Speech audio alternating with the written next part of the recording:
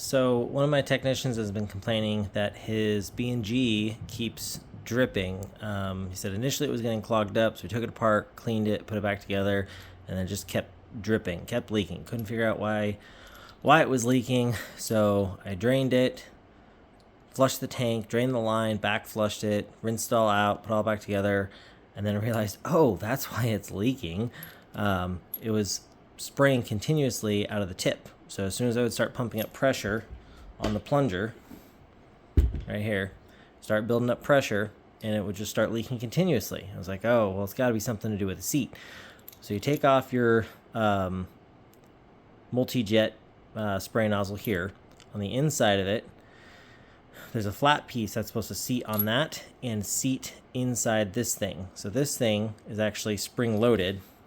So when you pull the trigger assembly, it actually opens up.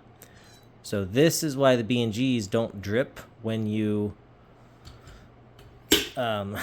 stop spraying. When you release the trigger, they don't leak like other backpack sprayers, because the trigger assembly is it's back in the trigger down here, but there's a rod that goes from that handle all the way up the tube to right here, and you need this special little thing right here for it to seat. And I always think it's supposed to go this way, which I don't think it actually is. I think it's actually pretty sure it's supposed to go this way. It's been a little while since I've done one of these, but it's supposed to push in there, and so this tapered little shaft right here seals on the O-ring inside of there. So this is actually supposed to seat inside there all the way. So I remember I used to struggle with these whenever I would replace them, and then I realized, oh, duh, just pull the trigger and it goes in, and then you just thread it on, and it just automatically seats itself right in place, right where it should be.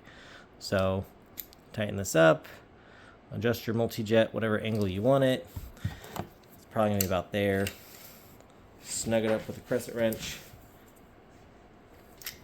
and then his ring's a little messed up here, but once it's tightened down. So I want to go with the coarse fan spray. So you look at which one is in line, go straight through. So my coarse fan spray should sit right about there, and you kind of feel it sit on that O-ring. This thing's a little, probably need to wire wheel this thing, clean it up. There we go. All right, so now you can look at it and see it's in line here, because this whole thing is actually offset. It doesn't sit centered. It's offset because this pipe comes straight through, and then your multi-jet nozzle here, you've got 4 different settings. You've got a fine fan spray, a coarse fan spray, a small pin stream, and then a large pin stream. So 4 different settings. So now, tighten down my cap.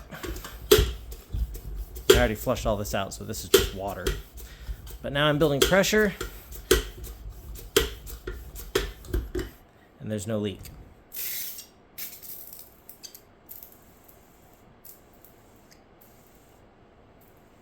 Normally you wouldn't want to spray chemicals out in the open like this, so that's why I flushed everything out. So this is just water here. But now I've got a nice large coarse fan spray. So if you ever have a problem with these things leaking or they're getting clogged up, you take it apart, you clean it, you put it back together, and it just keeps leaking like crazy and you can't figure out why, that's why. You need that little seat at the end of it so that it actually closes the right way. Otherwise, it's just going to leak continuously. The more you pump it and the more you build pressure with your B&G, the faster it's going to leak. So seems like a really complicated thing, but it's actually a really simple system once you work with it. It's really pretty cool the way they engineered it. These B&Gs have been around for a long, long time.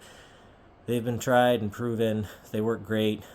So if you're in the pest control industry at all, B&Gs definitely the way to go for interior treatments. So that's it for now. Hopefully this helps anyone out there struggling with it.